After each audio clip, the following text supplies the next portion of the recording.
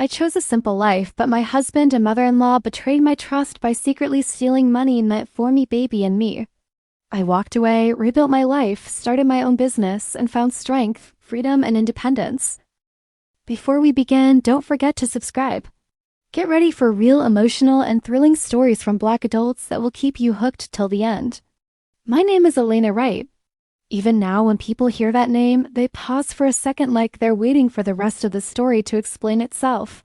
When they finally learn that I am the daughter of Richard Wright, a billionaire businessman, whose name appears in magazines and financial headlines, their surprise turns into disbelief. They always ask the same question. Then why didn't you live like it? The truth is simple, even if it sounds strange to them. I never wanted that world. I grew up surrounded by luxury so polished it almost felt unreal. Private schools, with quiet hallways and perfect smiles. Homes so large they echoed when I walked alone. Dinners where conversations revolved around numbers, acquisitions, and power. Everything was expensive, controlled, and heavy with expectations. From the outside, it looked like a dream. From the inside, it felt like a cage. My father, Richard Wright, built his empire from nothing. He was disciplined, respected, and feared in equal measure. He loved me in his own way, but his love came with conditions: stand tall, speak carefully, never show weakness. I was always his daughter before I was allowed to be myself.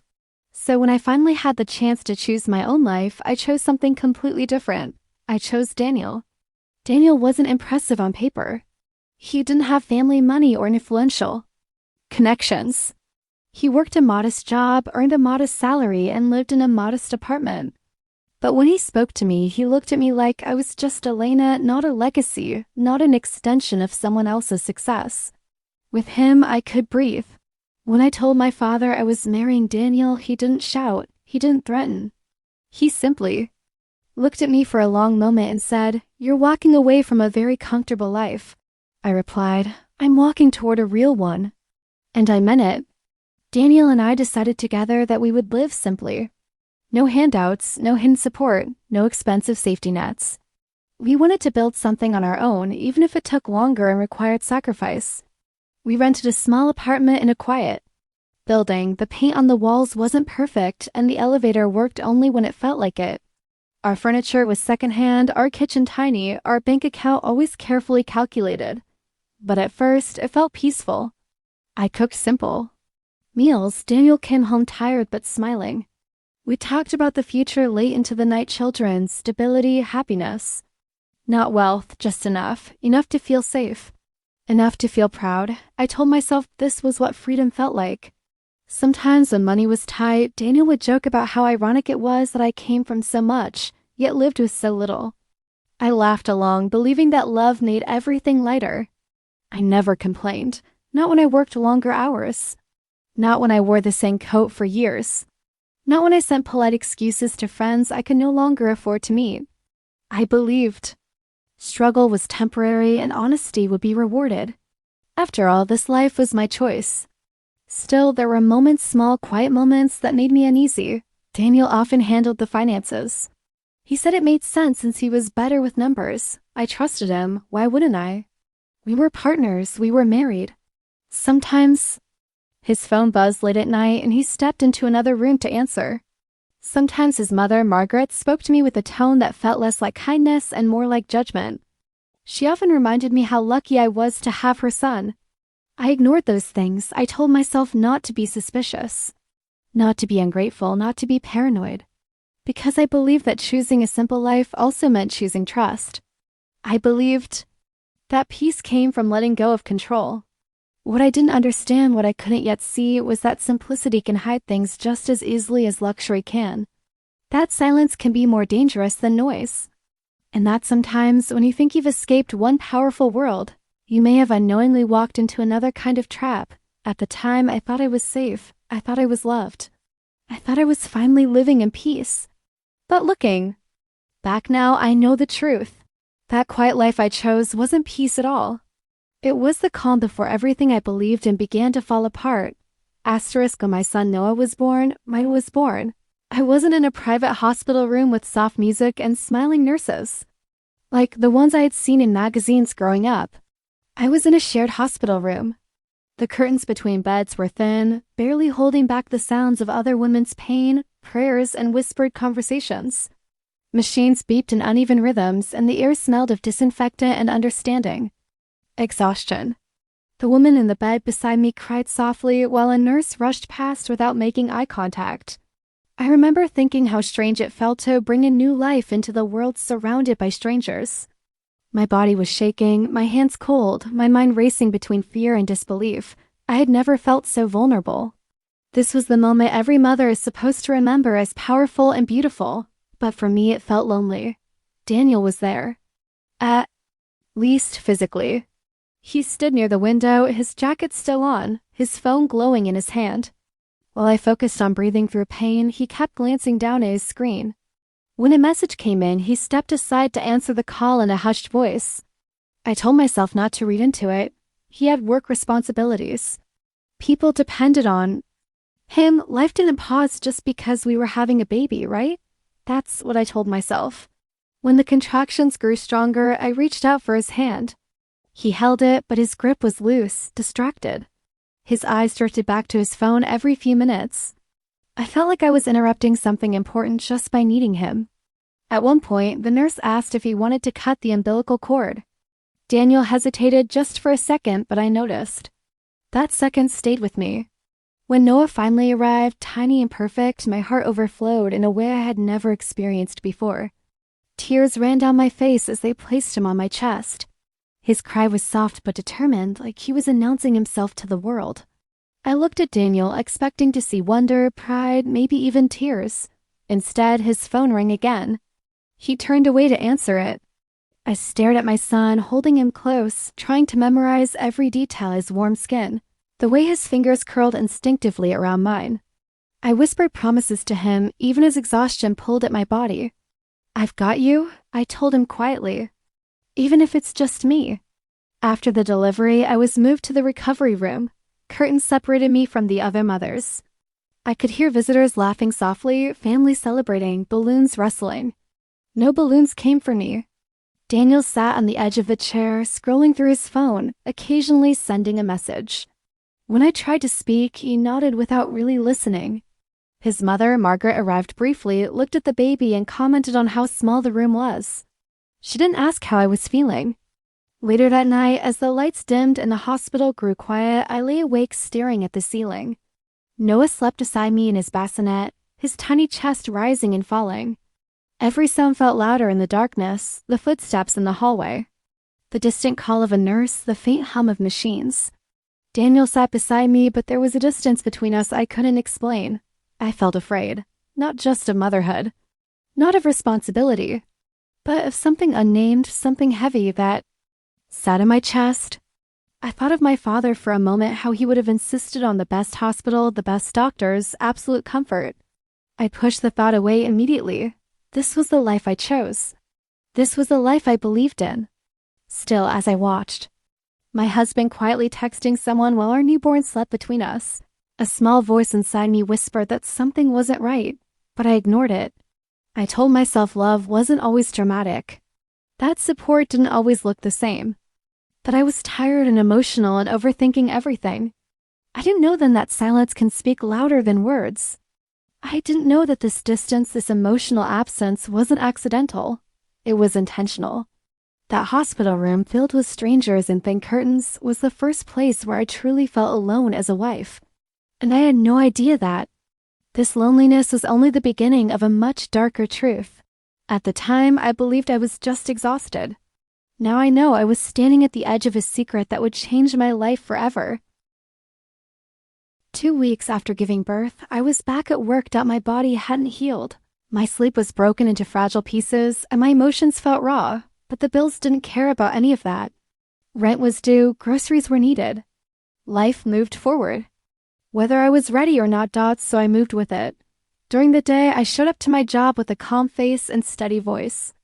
I answered emails, attended meetings, and pretended I wasn't running on 2 hours of sleep. I learned how to hide exhaustion behind professionalism.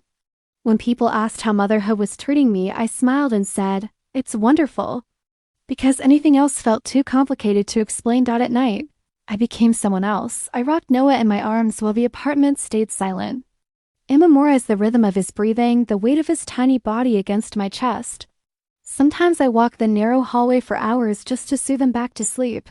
My arms ached, my eyes burned, but I didn't stop. I told myself this WSR strength. Daniel said he needed rest because his job was demanding. I didn't argue. I took over the nights, the feedings, the laundry. I told myself partnerships weren't always perfectly balanced. That sacrifice was part of love, but slowly, quietly, I began to feel invisible. Margaret visited often. She had a way of entering the apartment as if she owned the space, her eyes scanning everything, my appearance, the baby, the dishes in the sink. You should be grateful, she said more than once, her voice firm but smiling. My son is very responsible, I nodded. I smiled. I didn't tell her that Daniel rarely woke up at night. I didn't tell her that he didn't know where we kept the baby's clothes, or how often Noah cried. I didn't tell her that responsibility in our home had quietly become my job alone. Instead, I smiled. There were days when I held Noah in one arm and typed with the other, my laptop balanced on the kitchen table. There were nights when I fell asleep sitting upright, afraid to lay him down because he finally looked peaceful. My body felt heavy, but my mind refused to slow down. Where was our money going? I noticed small things at first. Daniel came home with new shoes, then a watch. Then dinners he claimed were work-related. When I asked about our budget, he brushed it off, saying he had it under control. You worry too much, he told me. I've got everything handled. I wanted to believe him. I reminded myself that I had chosen this life, that I didn't want special treatment or outside help, that accepting struggle was part of proving I could stand on my own. But some nights, as I sat alone in the dim light of the living room with Noah asleep against me, doubt crept in. Why did I feel so tired all the time? Why did gratitude feel like a demand instead of a gift? Margaret's words echoed in my head. You should be grateful. Grateful for what exactly? For survival? For being barely noticed? Still, I said nothing. I had been raised to endure quietly, to solve problems without making noise, to be strong without asking for help. My father taught me that showing weakness only invited control. So I stayed silent, but silence has a cost. Each day, I felt a little more distant from the woman I used to be. I was always rushing, always apologizing, always trying to prove that I was doing enough. My reflection in the mirror looked older, sharper around the eyes. Daniel rarely noticed. When he did speak, it was usually to remind me of how much pressure he was under, how hard he worked, how much responsibility he carried. I listened. Even when I wanted to scream that I was drowning, I never screamed. I smiled, and inside, piece by piece, I began to break down. At the time, I thought this was just what motherhood looked like, that exhaustion and sacrifice were normal, that my feelings would pass once things settled down. I didn't realize then that this constant struggle wasn't accidental. It was the result of decisions being made without me while I worked day and night to hold our family together. Something else is happening behind my back, something I couldn't yet see, but the cracks were forming, and soon they would turn into something I could no longer ignore. The knock on the door came in the middle of the afternoon. No warning, no message, just a firm, deliberate sound that echoed through our small apartment. I was sitting on the floor with Noah, folding tiny clothes that still smelled like baby soap. For a moment, I assumed it was Margaret. She often arrived unannounced. I stood up, adjusted Noah on my hip, and walked toward the door without a second. When I opened it, my breath caught. My father, Richard, stood there. He looked out of place in the narrow hallway, dressed in a tailored coat that probably cost more than our monthly rent. His hair was neatly combed, his posture straight as ever, but something about his expression stopped me cold. There was no anger in his eyes. There was shame. Elena, he said softly. For a moment, neither of us moved. I hadn't seen him in months. I had kept my distance out of pride, out of stubbornness, out of a desire to prove that I could survive without his world. Seeing him there unannounced made my heart pound. Dad? I managed to say. He stepped inside slowly, his gaze taking in the small space, the worn sofa, the second-hand table, the baby items scattered everywhere. He didn't comment. He didn't criticize. He just looked. Quiet, too quiet. I placed Noah in his crib and turned back to face him. My hands felt cold, though the room was warm. Is everything okay? I asked. He nodded, but his eyes didn't match the gesture. Elena, he said again, his voice lower now, we need to talk. We sat across from each other at the kitchen table. The silence between us felt heavier than any argument we had ever had. He folded his hands carefully, as if choosing his words required precision. Then he said it. Elena, I've been sending Daniel $8,000 every month for the past year. The room seemed to tilt. I stared at him, certain I had misheard. My ears rang and my heartbeat grew loud in my chest. I'm sorry, what? I whispered. I didn't want you to struggle, he continued. You chose a simpler life and I respected that, but I'm still your father. I couldn't just watch from a distance. My hands began to shake. You sent him money? I asked again. Slower this time, trying to make sense of the words. He nodded. For you, he said, and for the baby. The air left my lungs. I looked around the apartment, the peeling paint, the bills stacked on the counter, the worn carpet beneath my feet. I thought of the nights I stayed awake holding Noah because I was too tired to cry. I thought of every meal I stretched, every expense I calculated twice. My voice trembled as I asked, for what? He met my eyes and something broke in his expression. For your care, for medical costs, for stability, for everything you needed. A sharp, cold realization crept through me. Daniel had been telling me money was tight, those things were difficult, that we just needed to get through a rough patch.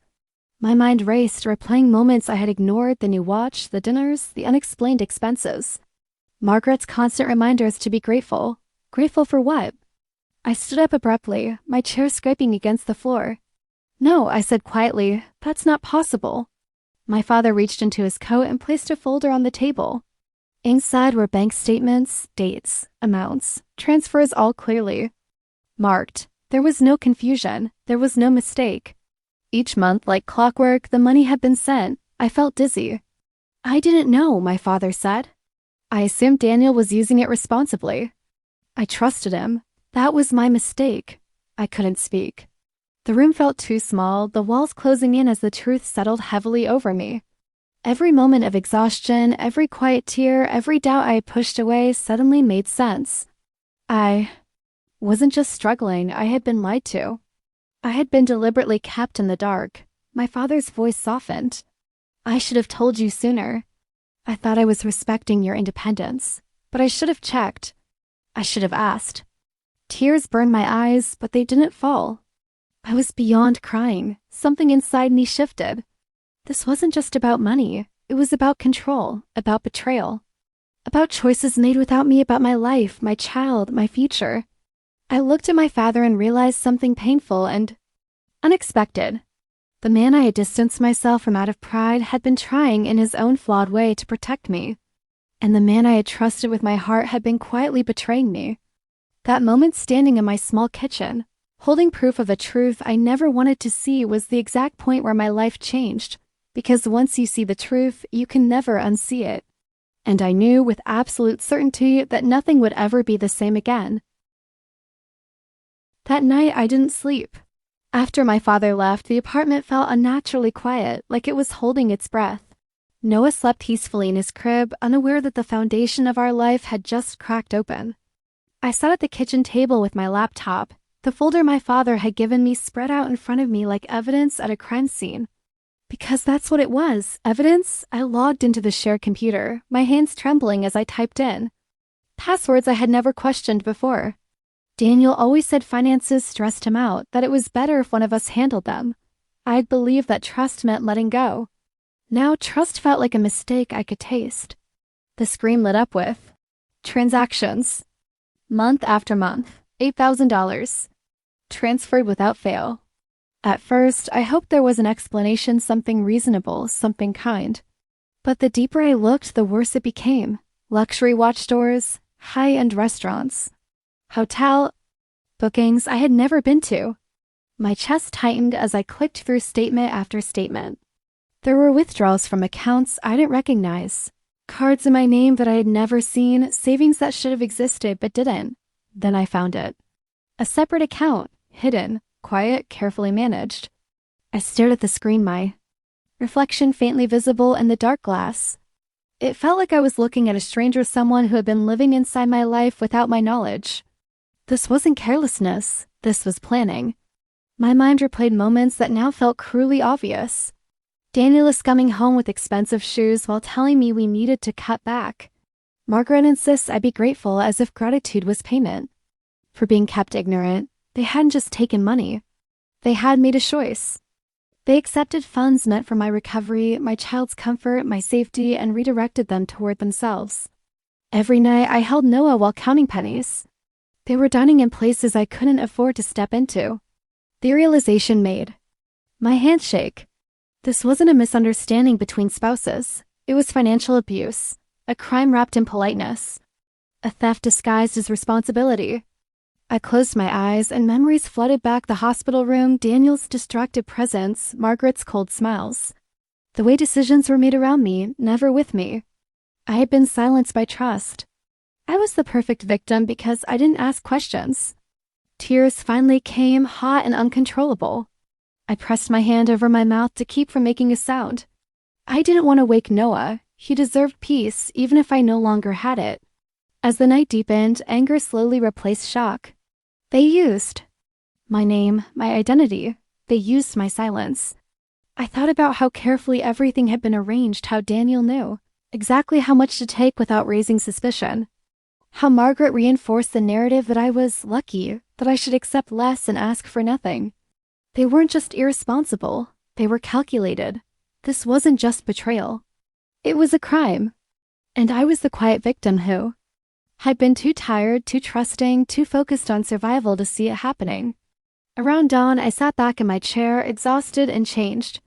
I felt something settle inside me, not rage, not panic, but clarity. I finally understood why I had felt so small for so long. It was never because I wasn't doing enough. It was because everything was being taken from me behind my back. I looked toward Noah's crib and felt a surge of determination I had never known before. This wasn't just about me anymore. It was about protecting my child from a pattern of deception that could destroy lives. I didn't want revenge. I wanted the truth. I wanted control over my own future. And for the first time since choosing this life, I understood that silence had never been strength. It had been the cover they needed. Bank statements don't lie. People do. And now that I had seen the truth laid out in numbers and dates and signatures, I knew one thing with certainty.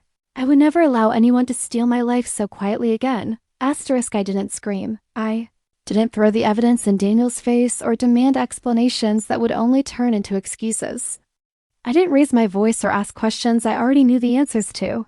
Instead, I sat quietly at the kitchen table, the morning light spilling through the window, and made a decision that would change everything. I chose to leave. When Daniel came home that evening, I watched him the way you observe someone after realizing they are no longer who you thought they were.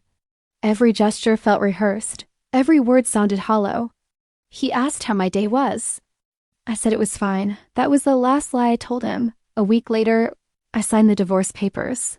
The pen felt heavier than I expected, but my hand didn't shake. There was a strange calm in that moment, a clarity that came from knowing I was choosing myself for the first time in a long while. Daniel tried to talk. He said there had been misunderstandings, that he meant well, that he was under pressure. I listened without reacting. Some explanations don't deserve an answer. Margaret called me ungrateful. She reminded me of everything her son had done. For me, I didn't argue with her either. I had learned that people who benefit from your silence will always be angry when you take it back.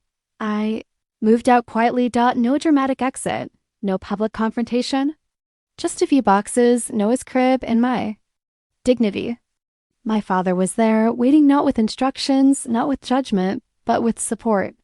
That night, we sat together in a small apartment he had arranged nearby. I expected him to lecture me. Instead, he said something that stayed with me. Now, he said, looking at me carefully, you get to decide how your story ends. For the first time in years, the future didn't feel heavy. It felt open. I didn't want revenge. I didn't want to destroy anyone. I wanted independence, the kind that couldn't be taken from me without my consent. So I built something. I started small. A simple idea born from my own struggle. Affordable, honest products for mothers and babies. No luxury labels. No unnecessary markups. Just quality, safety, and respect. I knew what it felt like to count every dollar while wanting the best for your child. I knew how invisible mothers could feel. I wanted to change that. My father offered guidance, not control. He helped me understand logistics, suppliers, and planning, but every decision was mine. This business wasn't his gift to me. It was my choice. The first few months were exhausting. I worked during the day, answered emails at night, and packed orders while Noah slept beside me. But this time, the exhaustion felt different. It felt purposeful. Word spread quickly. Other mothers understood what I was trying to do. They shared my story, my products, my vision. Orders increased. Partnerships followed. What began as a small operation grew faster than I ever imagined. I wasn't just surviving anymore. Was building. There were moments when doubt crept in, when I wondered if walking away had been too easy, too quiet. But then I would look at Noah, safe and secure, and know I had chosen the right path. Strength doesn't always roar. Sometimes it simply leaves. Daniel tried to reach out once. I didn't respond. Closure doesn't come from conversations with people who have already cons deception over honesty. As my business expanded, I felt something returning to me piece by piece: confidence, purpose, identity. I wasn't defined by what had been taken from me anymore. I was defined by what I created. Walking away with weakness. WSA strategy. It was survival. And more than anything, it was freedom. I didn't take revenge. I took my life back. And that decision, the quietest one I ever made, turned out to be the most powerful. I didn't watch their downfall closely. I didn't need to. News of it reached me the way truth always does, quietly, through fragments of conversations, distant messages, and unspoken understanding. Daniel and Margaret's life, the one built on deception and borrowed comfort, had begun to collapse under its own weight. Their house was auctioned. The same home Daniel once described as a reward for hard work was reduced to a listing number in the final bid. The furniture, the decor, the symbols of status they clung to, all of it disappeared piece by piece. Friends who once filled their living room with laughter and admiration stopped calling. Invitations dried up. Support vanished. Respect, once assumed, proved conditional. Greed doesn't announce its consequences. It simply eats everything around it. I felt no satisfaction in their loss. No victory. Only a distant clarity that justice doesn't always need witnesses. Sometimes it unfolds naturally when lies finally run out of space to hide. Daniel reached out once more. A short message, no apology. Just silence wrapped in words. I didn't reply. Some chapters don't deserve footnotes. Margaret's voice, once so confident and instructive, faded into background noise. The same woman who taught me to be grateful had nothing left to demand gratitude for. Control, like money taken without permission, doesn't last forever. And me? I stayed simple. My mornings began early, but they were mine. I prepared Noah's breakfast while sunlight filled the kitchen. I answered emails from mothers who trusted my brand, not because it was trendy, but because it was honest. My business grew steadily, not loudly, not recklessly. With intention, I hired women who understood struggle, who knew the weight of responsibility and the value of dignity. We built something real, something that didn't rely on image or illusion. There were no headlines. Just impact. Sometimes, late at night, when the house was quiet and Noah slept peacefully, I reflected on the woman I used to be, the one who mistook endurance for love, the one who believed silence was strength. I don't blame her. She did the best she could with what she knew, but I'm not her anymore. I'm a mother who protects, not just provides. A woman who chooses transparency over comfort. A person who understands that independence isn't about doing everything alone. It's about owning your choices. I didn't become wealthy overnight. I became whole. The greatest lesson I learned wasn't about money or betrayal. It was about identity. About how easily it can be taken when you hand it over without question, and how powerful it is when you reclaim it. Greed destroys quietly. So does growth. The difference is what remains when the noise fades. What remains for me is peace. I no longer measure success by what I escaped or who fell behind. I measure it by the life I wake up to each morning, a life built on truth, intention, and self-respect. I am still simple, but I am no longer small. I am a mother. I am free, and I didn't just survive my story, I rewrote it.